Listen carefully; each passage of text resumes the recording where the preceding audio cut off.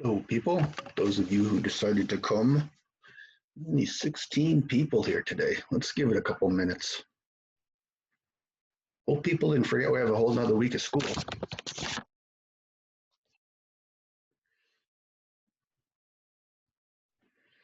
Can I see your faces so I don't feel so alone?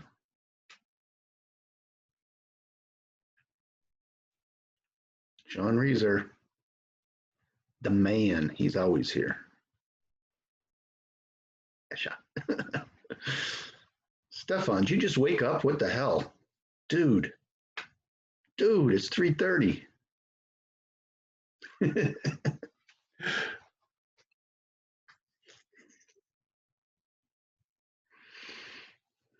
Celine Ramos. How was your Thanksgiving, Dr. Slish? Quiet. It was good, but quiet. Just me and the two kids and the wife. So how about you? I did what I do every year. I eat way too much and then I sleep for a couple days. You need that at this point of the semester. It's fantastic. Yeah, I'm feeling much more relaxed. I got a lot of sleep. Okay. We got 21 people here. Somebody has chatted me up already.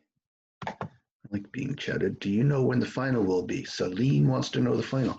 I'm going to surprise you. I'm not going to tell you. Just going to let it be a surprise.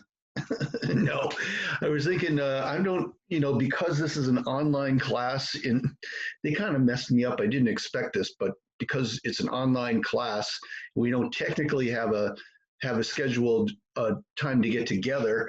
They didn't give me a final date or time. So now I got to find a date and a time when you guys don't have another exam, so I don't overlap them. I mean, it just makes no sense, but it's a crazy semester. No one knows what they're doing. So what I was thinking about doing was having it next Wednesday and keeping it open all day long. So it'll be, the usual hour and 15-minute exam, except you can take it any time Wednesday. How does that sound? Is that good? Okay. Yeah, because usually most of your exams are kind of front weighted, I think. Usually by Wednesday, most of them are over, definitely by Thursday. So why don't we say that? So I'll make an announcement by email about that, but plan on it on Wednesday. Sydney came. Yay, Sydney. Winter? Jesus, Winter. You never use your video. Let's see your face, Winter. Got my face on. Nothing. See, I don't think she really comes. See, this is what a lot of you people do. You don't even come. You just open the link and walk away. Okay, Winter, you're embarrassed. You don't have to put your face on. Look at Isan all the way from Azerbaijan. Yay, Azerbaijan. You guys still at war in Azerbaijan? No, it ended like 2 or 3 weeks ago, actually. Yes. So it's fine. Yeah, all we got from the war is that now Russian soldiers are in our country, who are mainly peacekeepers. Maybe that was the point in the first place, Yeah, that's what I'm thinking. I'm not that, I don't like talking about politics, but this is really messing me up, having Russian soldiers here. Yeah. There's another student in the class from Ethiopia, and they're at war too. It's been one of those semesters. Natasha, you're from India. Are you at war? Is India at war with anybody now, Natasha? No. No, I'm just teasing you. All right, why don't we go ahead and do this lecture? We only have 23 people out of 50, but that's okay. The cool people came. All right. This is, so our lecture today is on hallucinogens. We're going to start the hallucinogen chapter. And just pull up my notes so that I don't lose track of what I'm doing. So there are 4 different sections to this chapter, and we'll do 2 of them today and 2 of them Thursday, and then we'll call it a year. How's that sound?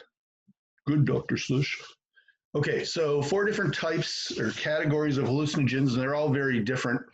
Number 1 is usually what you think of in terms of hallucinogens, which is your psychedelics. That's LSD, psilocybin, and DMT. And as we'll see, they all do the same thing. They just have different pharmacokinetics. Then you've got your dissociative anesthetics, which are all very different from each other. They've got a common mechanism, but they do a lot of other things as well. So you've got Mr. PCP, Miss Ketamine or ketamine, and the dextromethorphan. And then the third one are the anticholinergics, which is one that not a lot of people use.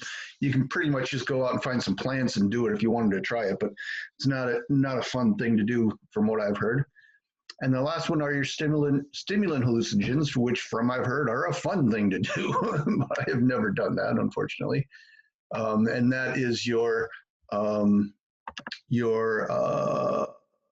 and your mescaline. Okay, hang on a sec. I'm just trying to get my screen the right size here. I'm trying to right size my screen. It's not going to work.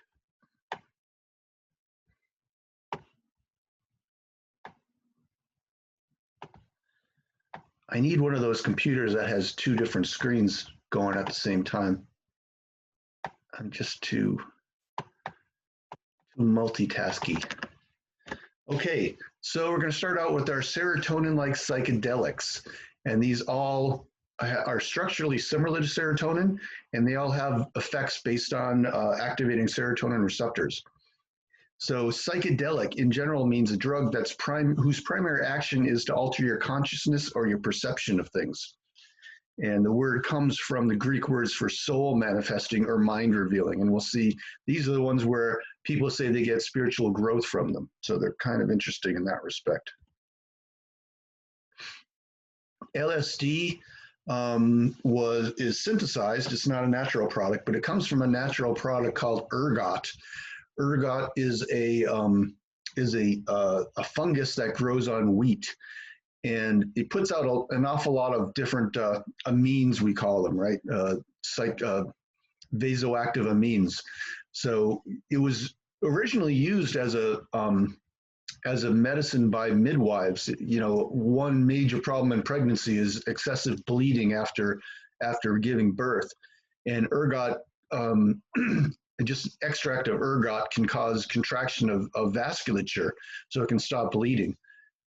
So that's what it was originally used for. And so, you know, in the early part of the 20th century, they were taking some of the chemicals from ergot and chemically modifying them to see if they can make some interesting and useful drugs out of them. One of them was LSD-40,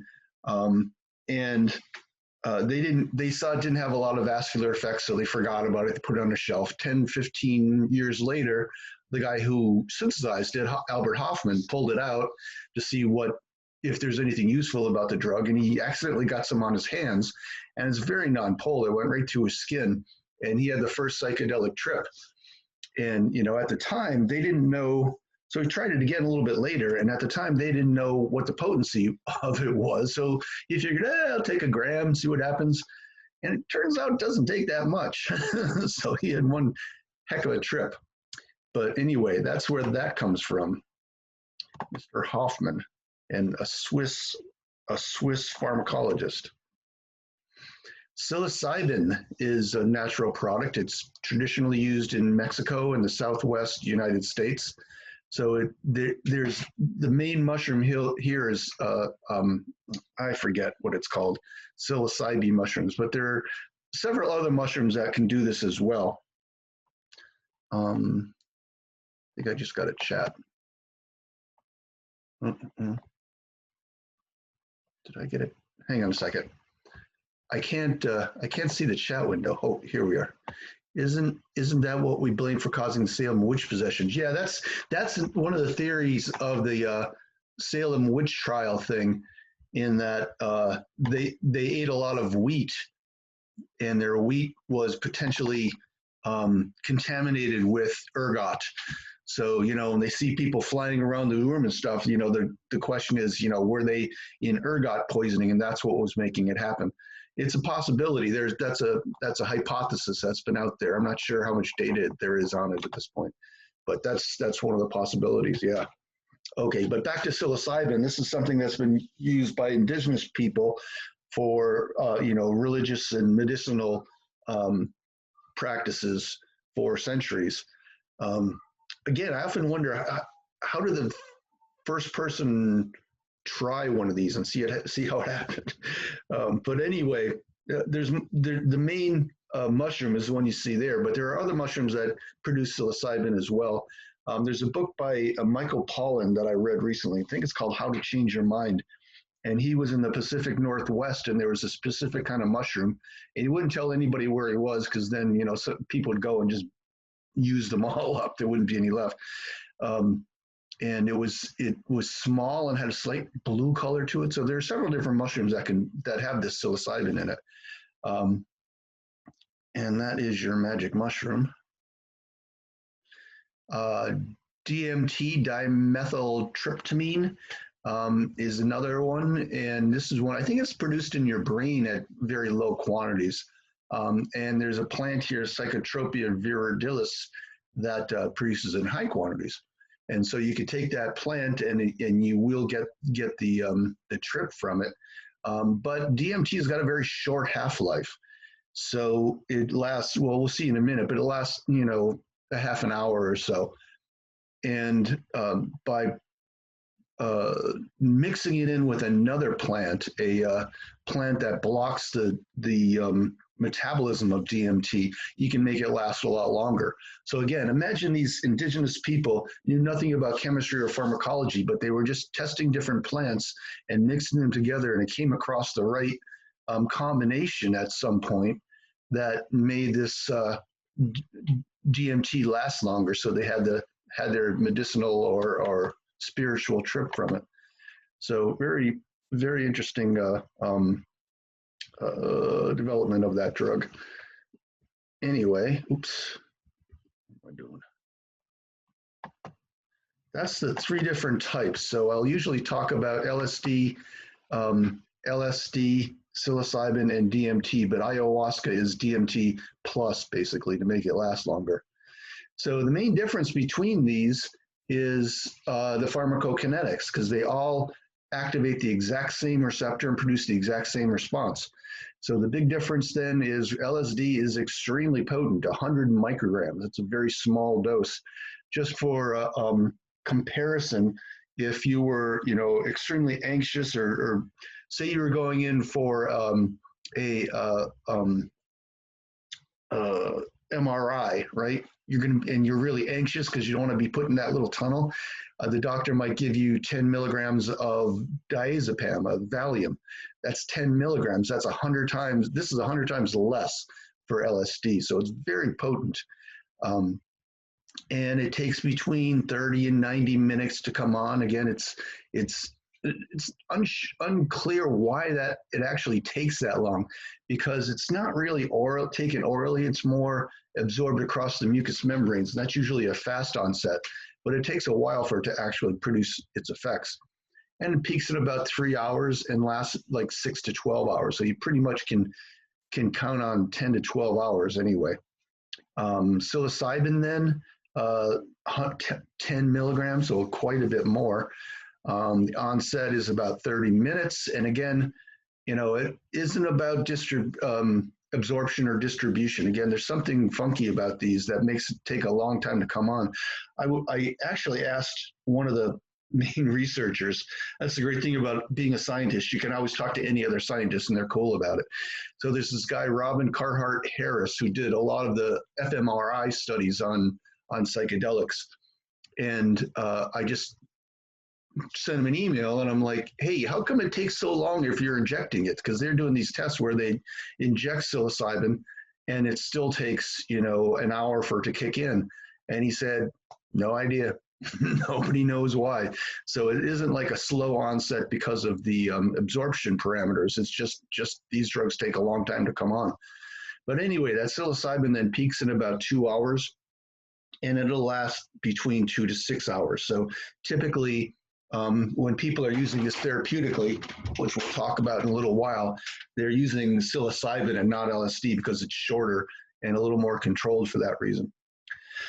DMT then, 25 milligrams, a little bit more than psilocybin. Takes about a minute and lasts about 5 minutes. So this is IV injection of DMT.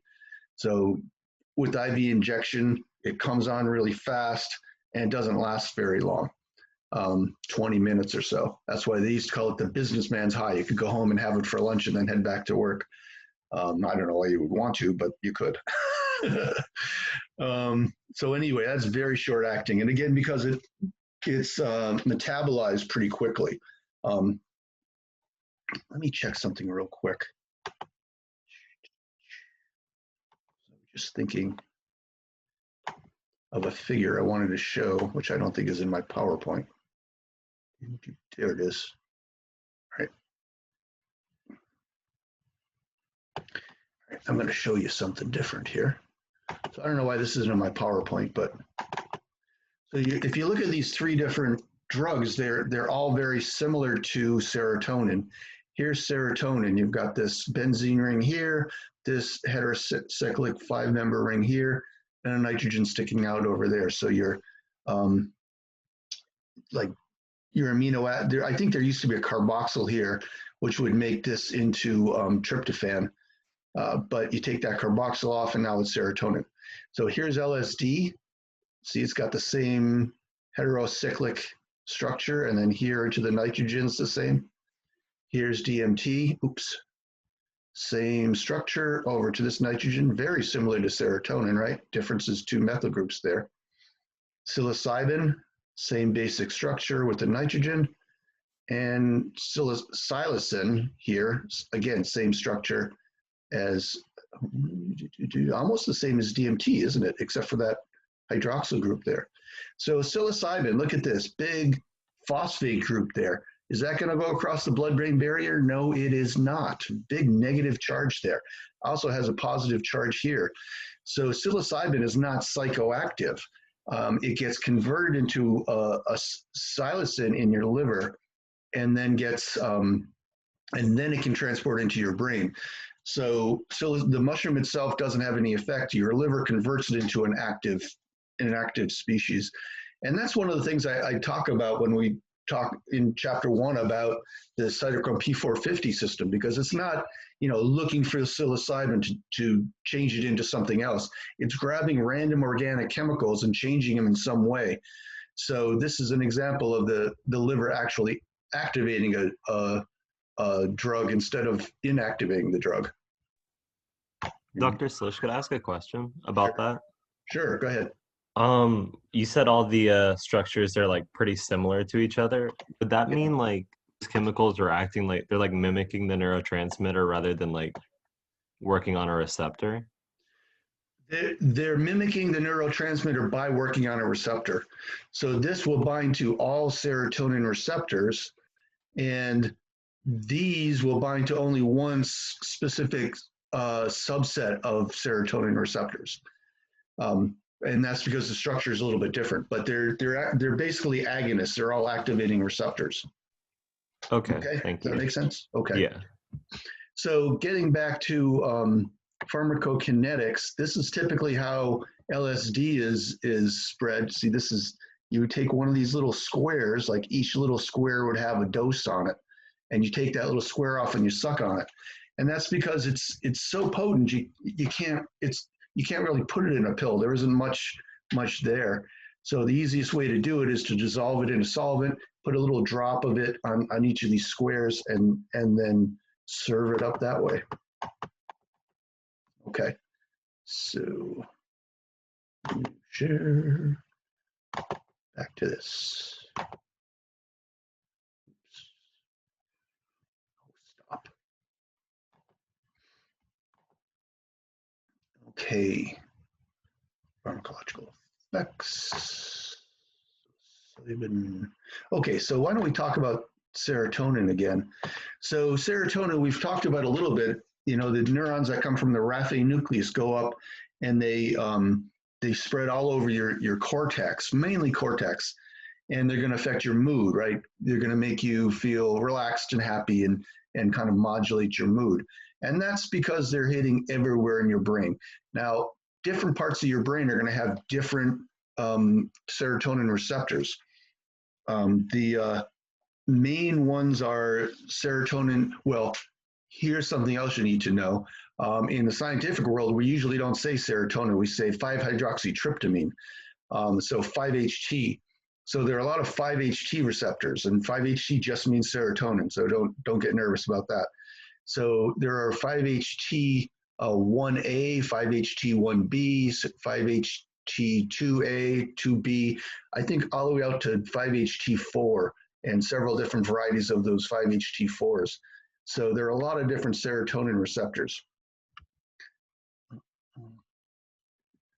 And these drugs, we'll talk about mechanisms of action, will activate only one of those serotonin receptors. And what happens when you do? Let's watch our mouse party. I think this is second to last mouse party we're going to have.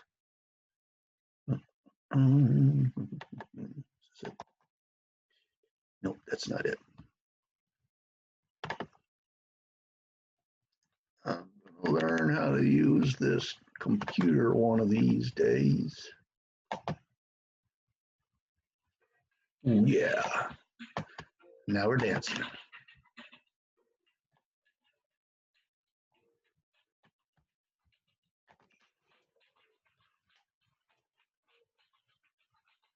I love that guy. That's the MDMA guy. He's just dancing. Okay. I'm guessing the guy who sees several hands here is the LSD guy. Yep.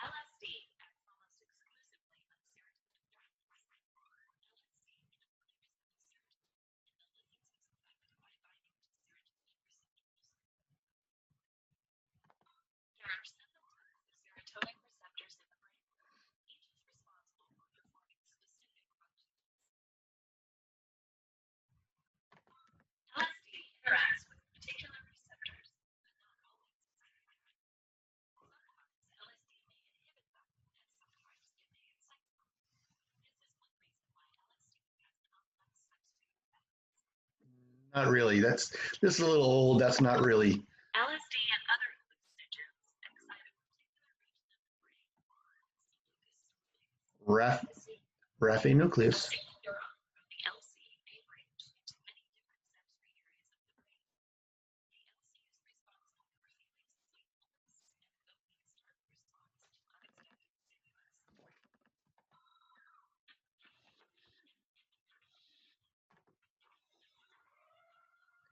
Can barely hear it. Oh, sorry about that. Someone told me you could barely hear it. Oh well, it's not that important because it wasn't that good really. As time has gone on, more is known about it, and it doesn't necessarily do exactly what this thing said it would. So let's not worry about that. Okay. Where the hell am I? Where the hell am I? Share. Not that. Here. Okay, so let's get into mechanism of action here.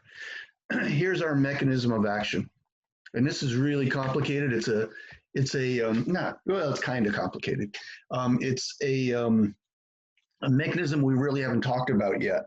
And that's through this enzyme called phospholipase C. Now, if you've had me for a different class, like maybe BIO101, you might remember this, or cell biology, we definitely go into it here.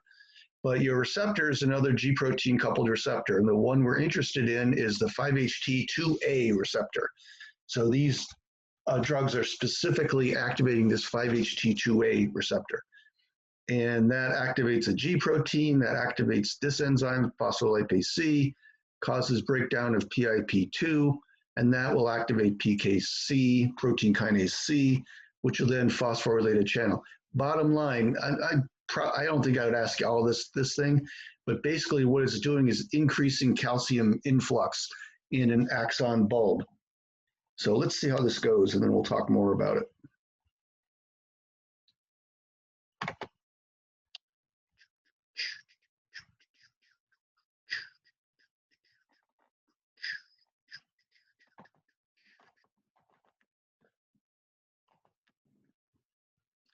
No, no animation. Let's do the animation here.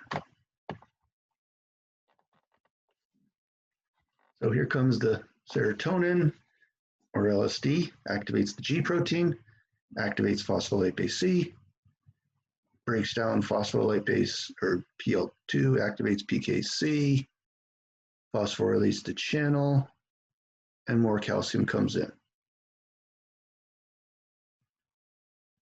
Fair enough. Okay, so the point here is these are axoaxonic connections. So when these receptors get activated by serotonin, or in this case LSD, psilocybin, or DMT, they increase calcium coming in, which causes an increase in glutamate release. So that's the bottom line here. You're getting glutamate release because of these these drugs. And glutamate, remember, is your excitatory neurotransmitter. Your two main neurotransmitters are glutamate and GABA, and glutamate's the excitatory. So what happens is you get specific, unregulated, uncontrolled stimulation in your brain. So, and this is especially important in terms of the visual centers. So, occipital lobe in the back of your brain, normally your neurons in your retinas get turned on by light. They send information back to your thalamus. Your thalamus sends it to your occipital lobe and directly activates specific parts in your brain that give you like basically pixels around your visual field. So what's going on here now is you're directly activating your occipital lobe. So your occipital lobe is, well, what do I do with this? This doesn't make any sense. So it sends that to your secondary cortex, which then starts to make shapes out of it, and then goes to your tertiary cortex, which makes a whole story out of it. So this is where those hallucinations come from. Oops. Oh, come on, you. So you see geometric patterns that kind of change and swirl. And this is kind of at the beginning of the trip where you're seeing crazy things happen like this. And this would be like a pattern that would keep expanding and changing as you looked at it. Now here's something really cool. I want us all to do this. I've done this with classes before and it's really neat. It's not going to hurt you, I promise. But what we're gonna do is I'm going to expand this. If you can't hear it, you can't hear it. It's not a big deal. But when I expand this, keep staring right at the center of this eye, okay? And it'll last about a minute or two. And when I say now, stop it and look around at the room around you and see how it changes.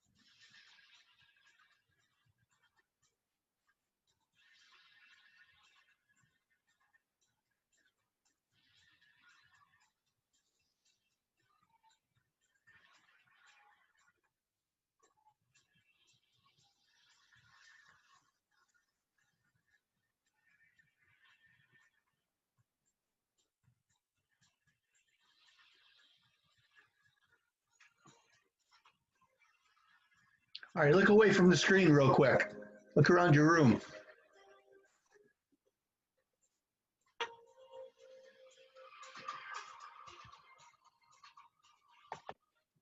So did you guys get that effect?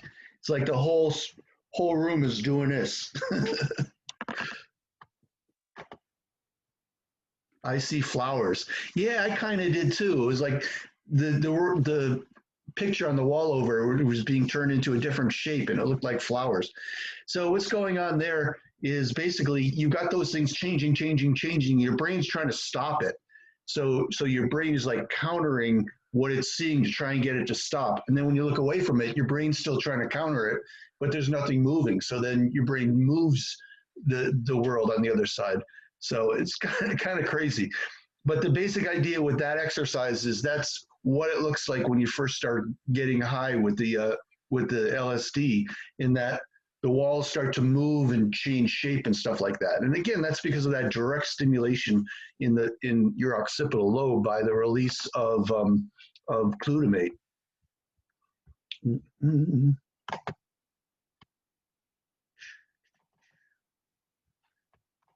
There are other ones like that on the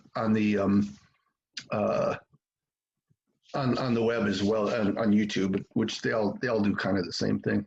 Okay, so like I said, what's going on here with these hallucinations is you're getting excess glutamate release, which is spontaneous stimulation going on in your brain. And your brain's like, what do I do with this? So it sends it to the secondary cortex, and your secondary cortex is all about taking that two-dimensional image and turning it into making sense out of it, making patterns. A lot of it will be like facial recognition and seeing a tree and what is a tree, and turning it from green colors into leaves and a tree and everything.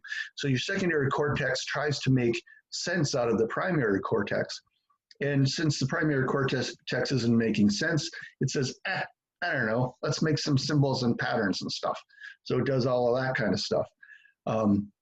And then that goes to your tertiary cortex. And your tertiary cortex is the part of your cortex that then integrates all the different senses together. So like your sight, sound, taste, all these things are coming together in the tertiary cortex to make a visual not just visual, but a total representation of the world. This is getting directly stimulated too. So you get this thing called synesthesia, which is a crossing over of senses. I think the best example of that, and I've never done this drug, but the best example of that is I had a friend back in grad school who said he went to a Dead show, and you could see the music coming at him in waves. So he could see music. So anyway, that's synesthesia. Okay, so here's the thing. You've got the visual and auditory crazy stuff going on, and that's one aspect of it, but that's kind of separate from this other aspect of it, which is more cognitive. So it's more about your thought processes and things going on in your brain. So what happens with these drugs in cognition is, here's your normal, we've used this model before about task positive versus default mode, right? So you normally have info coming in, and your salience network is deciding which way to go. And normally you're in default mode, but you go over here when you got to get something done. Okay, what does LSD do? Does this, shuts it all off. Everything gets turned off. So you've isolated your medial prefrontal cortex, right? And so it's no longer connected to sensory information from outside the world. It's no longer connected to memories of yourself. It's just this crazy shit going on right here in your brain. And this is where you get the depersonalization. So if you remember back to chapter 6, this connection between the MPC and your PCC and precuneus is what gives you your sense of self, right? So when you're sitting around, I'm sitting here in the spare bedroom, and next to me I see a bed, and I can see the bed is there, and I am not the bed, obviously. I'm this person over here, and this is my body, and I have a personal history, and I know who I am. This is the bed over here. That's something else. There's a Stairmaster or elliptical machine over there. Everything is solid and it's itself. Now, when you cut off this connection, suddenly you don't know who you are. You don't have a sense of self anymore. And that's depersonalization.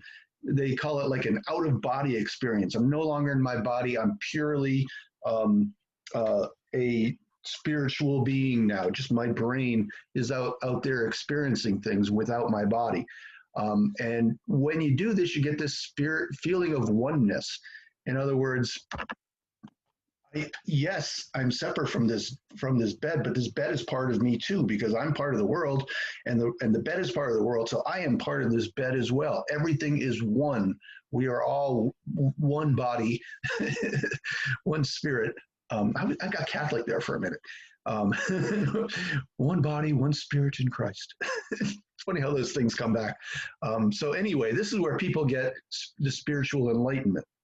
And honestly, this is the same kind of thing people do when they're really into serious meditation, like Zen meditation, where people are sitting and doing nothing for hours at a time. This is what they're doing. They're learning to shut these pathways off without drugs. So they've done, fMRI studies, and the brains of monks who are really good at meditating look the same as people who took the drugs. So it's a spiritual kind of thing that's happening. And another thing about these drugs is that the effects that happen are long lasting. It's like, it's not just as long as the drug's there. The drug goes away and you still have this changes in personality. LSD it releases neurotrophic factors, growth factors that change connections in the brain. And so you get long-lasting changes in your personality as a result of this. And that's really important. We'll talk about that later with depression. So the trip, they say, is in 4 stages. And again, I've never done this. I've only read about it. So I'm really good at imagining it, I guess. So starting off is the onset, the visual hallucinations that we talked about, exaggerated senses, geometric patterns, and objects change shape. So all of that visual stuff we started at the beginning, that's how it starts. But again, people like Michael Pollan say, don't get distracted by that. That's not the real show. It's still coming. And then you hit the plateau and subjective time slows down. Remember, default mode is all about your sense of time. So you shut that off and you no longer have a sense of time anymore. Visual effects intensify, synesthesia, and you start to lose control. So your brain's going to go off on its own little way, and there's nothing you can do about it. And then in the peak is where you get the depersonalization, this out-of-body experience. Back in the 60s, you used to say, I saw God, whatever that means. So, and then usually in this, you're getting some personal self-reflection, understanding, enlightenment can cause personal growth. So this is the aspect of the drug that is potentially therapeutic. And we'll talk about that in terms of depression in a minute. And then the drug starts to go away and the effects slowly recede. So depression, we talked about depression in chapter 6, excessive rumination on negative thoughts, impaired ability to direct attention outward. So you're stuck in this loop between your medial prefrontal cortex and your amygdala. Oh, I suck. Yes, I suck. Oh, I'm so bad. Everything's terrible. My whole life sucks. Everything's bad. You get stuck in this loop. Hypersensitive to anything negative and obsessed with negative thoughts. So what's going on here is, like we talked before, you've got a weakened salience network, and you have a hard time switching into task positive mode.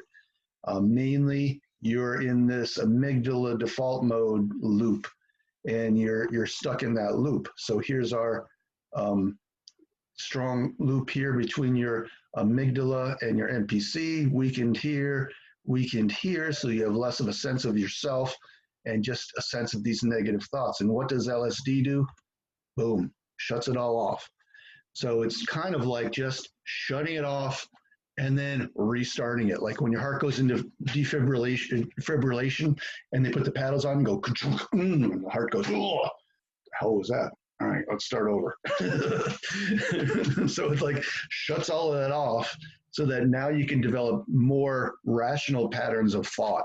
And this is not like, you go off on your own and do this. This is like in the course of a therapeutic relationship with someone who's doing this for you or with you. And there's been several studies showing how it can really help with anxiety and depression. A lot of them are done with end-stage cancer, so this is people who have just gotten their diagnosis that, we can't treat this cancer. You got 3 to 6 months and that's it. That's a pretty depressing thing to find out. And they're finding that, with these, with psilocybin, with LSD, they don't use LSD, but they use psilocybin. With psilocybin, people feel better. they're like, yeah, I got 6 months. I'm going to make it a good 6 months. So it changes their perspective on life. And here, this is not cancer treatment, but treatment-resistant depression. Some of the dangers of psychedelics, and this is why you don't just go do it, is because you can lose track of where you are and what you're doing, and lose rational thought here. This is what they used to say in the 60s. I'm not going to jump, I'm going to fly. Well, turns out you can't fly. So there's a link down here if you want to watch later. There's a YouTube video of this scene. This scene's from an HBO show from years ago called 6 Feet Under. And you can watch that later if you want. I don't think we need to watch it now. But anyway, this is one of the dangers of these psychedelics. You want to be doing it with someone who's there to help you through the experience, so you're not going to hurt yourself. Because like I said, with cannabis, there's really no acute danger here. You can't kill yourself with LSD. You could eat 10 grams of it and it won't kill you. It will make you very uncomfortable for a very long time. That's why you don't do it. You only do it under controlled settings with someone there to help you through it. So yeah, it's not acute toxicity, but you can hurt yourself by not taking it seriously. Oops.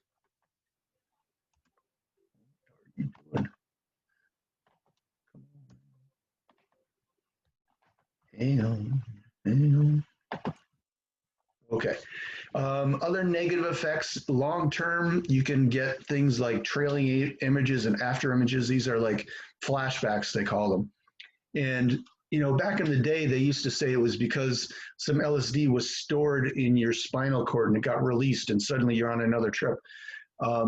It's not that. There's no LSD left in your body 10 years later, but you can go off into a trip spontaneously when you've had a lot of LSD experiences. So again, it can cause permanent changes in your brain. So it can do this. It can have these effects. Two of the things are like trailing images, where as this guy's walking, you can see pictures of him behind, and after images, which is like a swoosh behind. So that's some of the negative things that can happen.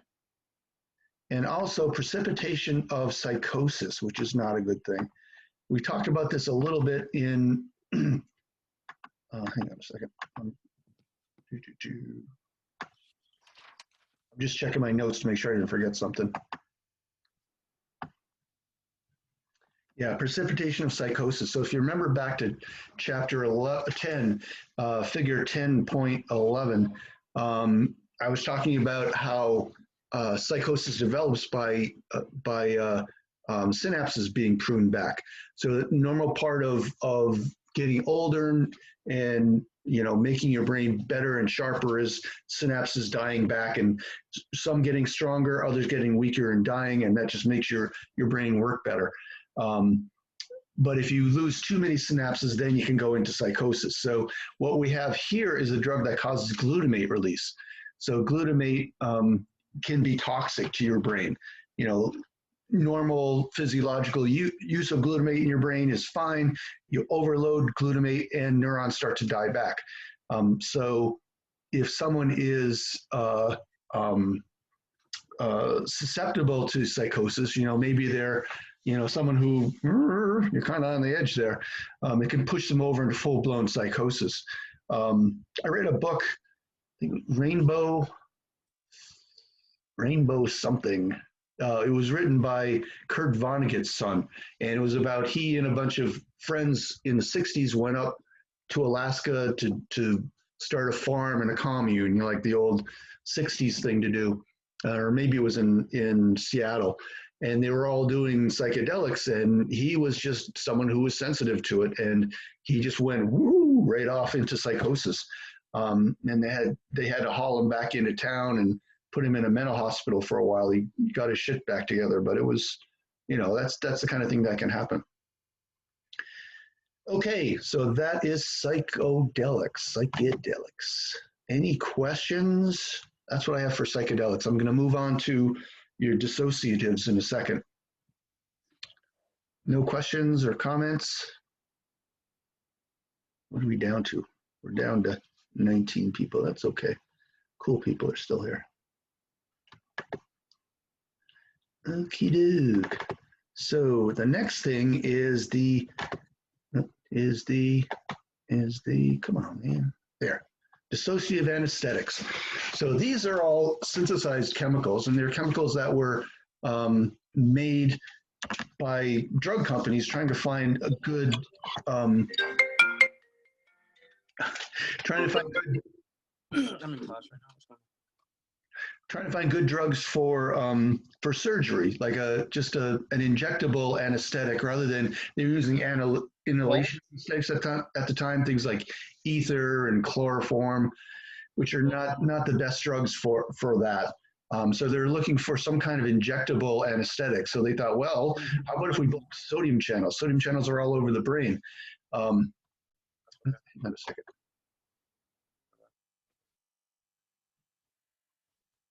Okay, so if we block sodium channels, I bet you that'll put someone to sleep, and it sure as heck does.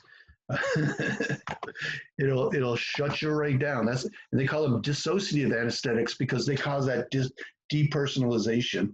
You get this dissociative effect, which is the same as depersonalization. So,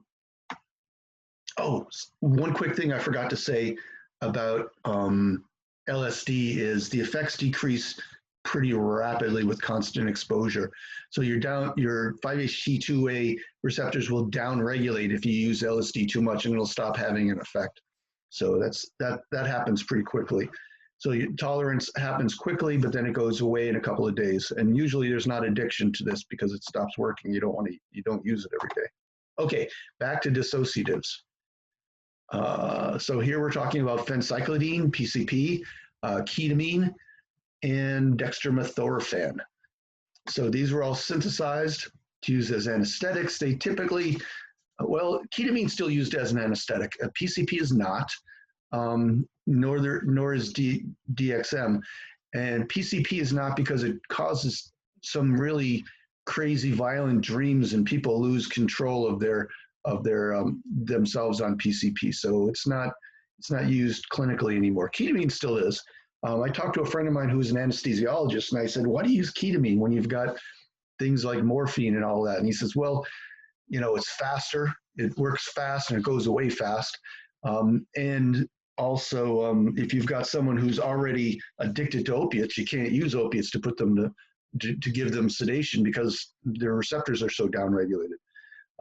So anyway, ketamine is still used clinically, but not so much.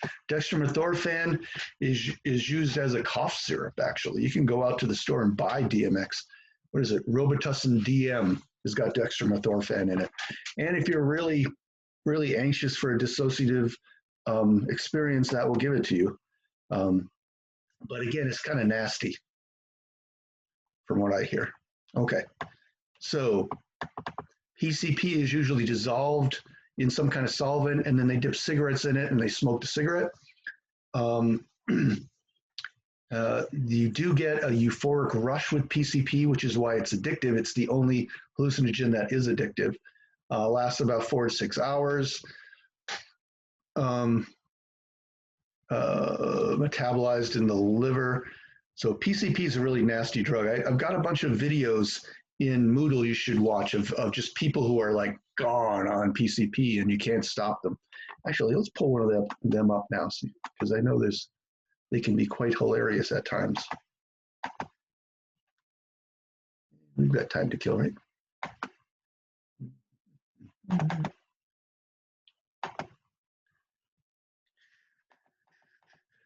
give me a moment here.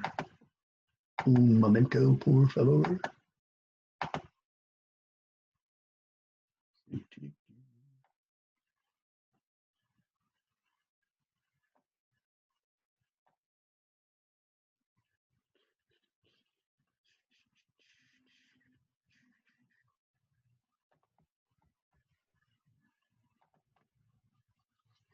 Got some podcasts in there too that you should watch because they're pretty cool.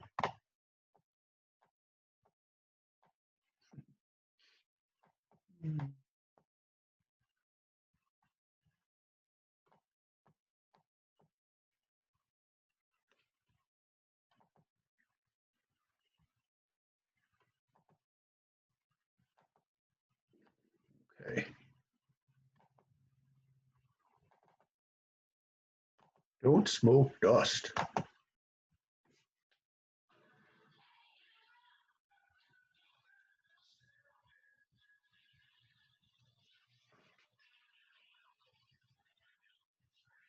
I don't know if you can see, but his arm is all bloody.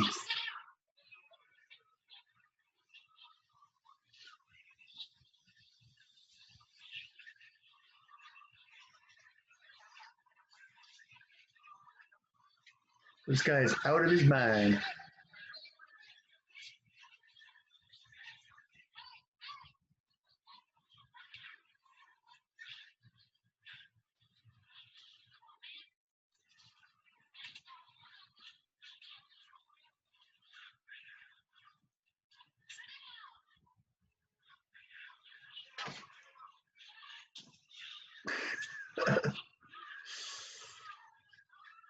Oh,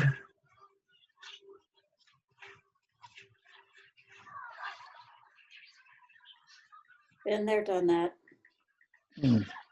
What? oh. I just got this look on my face because I'm thinking he's totally naked and he's crawling over that wooden fence. Eek.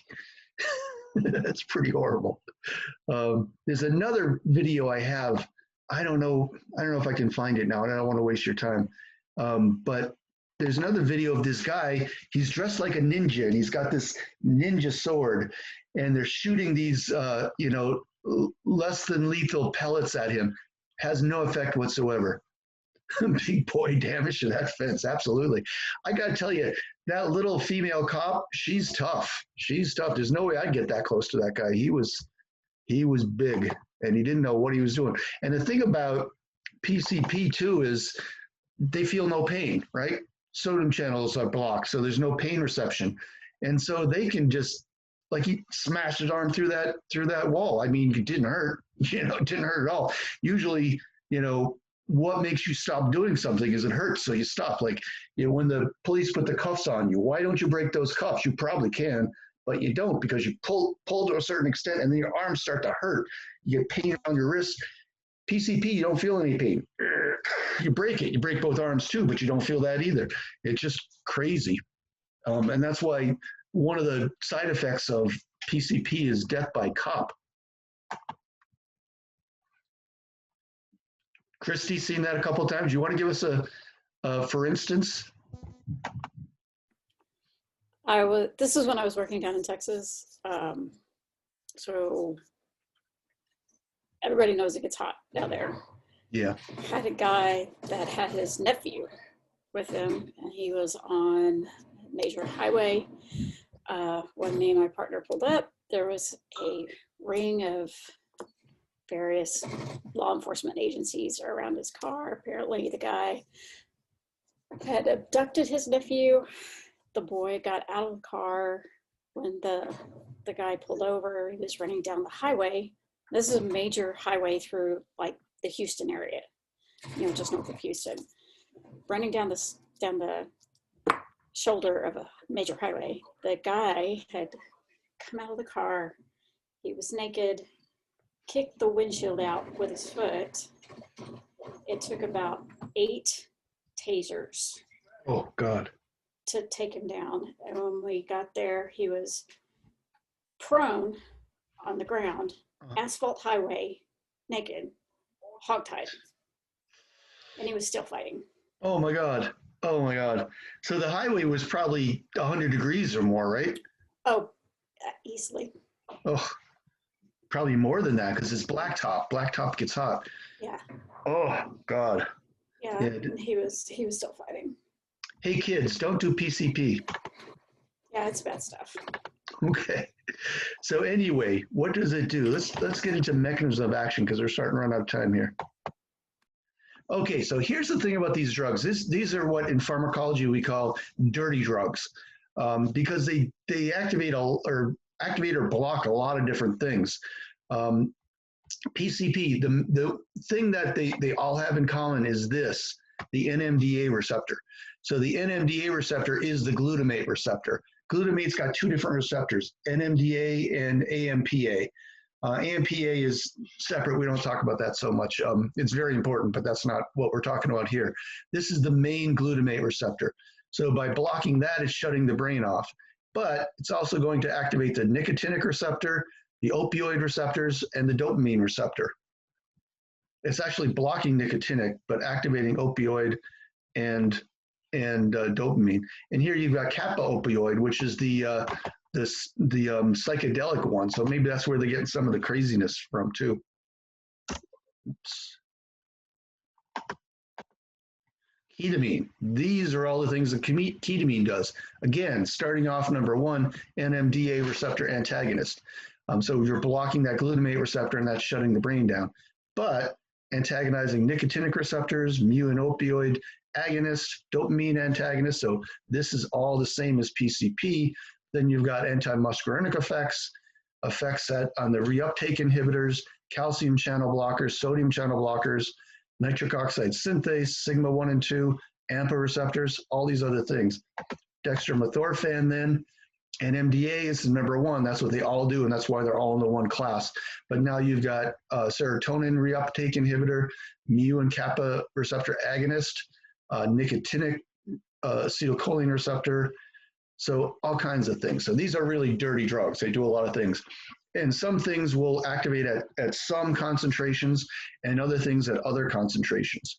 So with ketamine, you can go just to the dissociative point, or you can go all the way into anesthesia with it.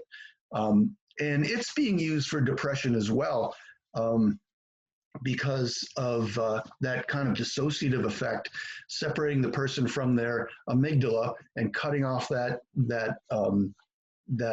cycle of depression. How do they work? NMDA receptors are basically glutamate receptors. So they're blocking that, and that's, 90% of the stimulatory activity in your brain is these glutamate receptors, so you're shutting that all down. And there is some euphoria here. Remember, these are all glutamate inhibitory effects here, right? Glutamate stimulating this GABA effect. So when you're doing that, when you're blocking the glutamate, you're increasing dopamine in the brain. And that's why these are the only addictive hallucinogens. Oh, and from here we're going to anticholinergics. And I think I want to save that for the next class. Next class will be anticholinergics and excitatory hallucinogens, or whatever I called them before. Okay. Any questions? Comments? Nothing. You got nothing for me. Well, all right, the hell with you guys. I'm going to let you go. Hold up. I actually do have a question. Sorry. I knew Sean had a question. God love you. Sorry. You started asking. I got to make one up really quick. But you're talking about how ketamine and the others are dirty drugs. Yeah. So why is ketamine still used for like actual therapeutic reasons then if it's like supposed to be dirty?